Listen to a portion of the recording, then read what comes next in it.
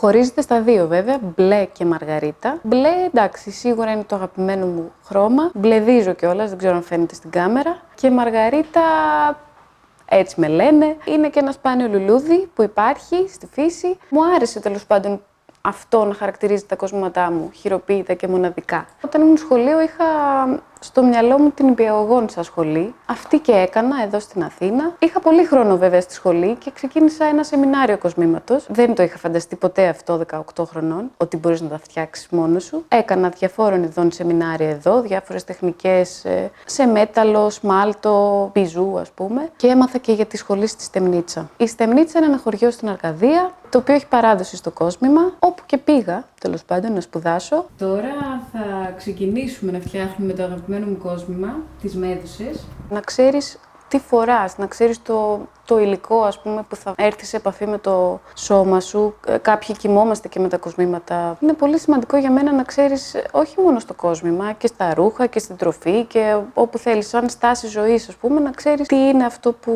αγοράζεις. Πέραν του υλικού είναι και το ίδιο το κόσμημα, το οποίο αποτελεί και ένα μέρος της ταυτότητας ας πούμε του κάθε ανθρώπου. Πρέπει με κάποιο τρόπο να ξεχωρίζει. Αποτελεί ταυτότητα όχι μόνο για αυτόν που το αγοράζει, αλλά και την ταυτότητα του ίδιου του δημιουργού. Οπότε ουσιαστικά συνδέεσαι με έναν καλλιτέχνη αγοράζοντας ένα χειροποίητο κόσμημα.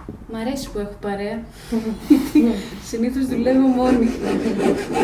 Ήτανε πρώτα η οικογένεια και οι φίλοι οι οποίοι θέλησαν να αγοράσουν. Παράλληλα έκανα διάφορες δουλειές μέχρι να καταφέρω να συντηρηθώ από το κόσμημα. Το να γίνει κάποιος ελεύθερος επαγγελματίας δεν είναι και ότι πιο απλό. Υπάρχει πολλή γραφειοκρατία, φορολόγηση αυξημένη και τα σχετικά. Ακόμα δεν μπορώ να δεχθώ ότι ο πατέρας μου πληρώνει λιγότερα στο ταμείο του από ότι εγώ. Από την άλλη, το να είσαι ελεύθερος επαγγελματίας έχει πολλά πλεονεκτήματα. Καταρχάς, εγώ δεν θα μπορούσα ποτέ να υπακούσω σε ένα ωράριο. Από εκεί και πέρα, το ότι είναι αυτό δικό μου, προχωράω και το εξελίσσω έτσι όπως εγώ θέλω και έτσι όπως εγώ ονειρεύομαι. Είναι και αυτό πολύ σημαντικό. Θέλω να παροτρύνω τα παιδιά. Μάλιστα, τώρα την προηγούμενη εβδομάδα, μια γνωστού με ρωτούσε πώς ξεκίνησα και τι βήματα να κάνει, ας πούμε. Το ίντερνετ είναι πολύ βασικό εργαλείο για να αρχίσεις λίγο να παίρνεις feedback για το αν αρέσει η δουλειά σου. Οι εκθέσεις, τα μπαζάρ είναι και αυτά πάρα πολύ σημαντικά,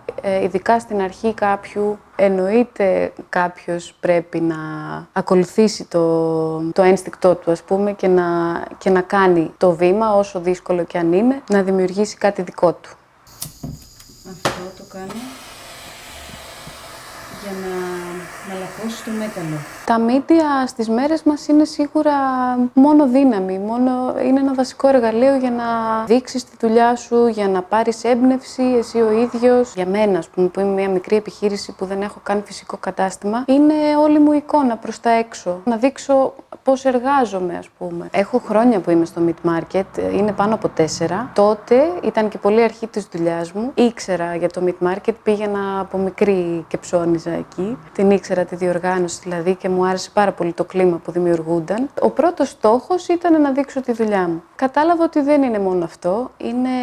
Είναι όντως συνάντηση αυτό που λέει. Είναι συνάντηση για μένα καλλιτεχνών, γιατί έχω καταφέρει να γνωρίσω χειροτέχνες και να γίνω και φίλη με χειροτέχνες. Είναι συνάντηση όμορφων ανθρώπων.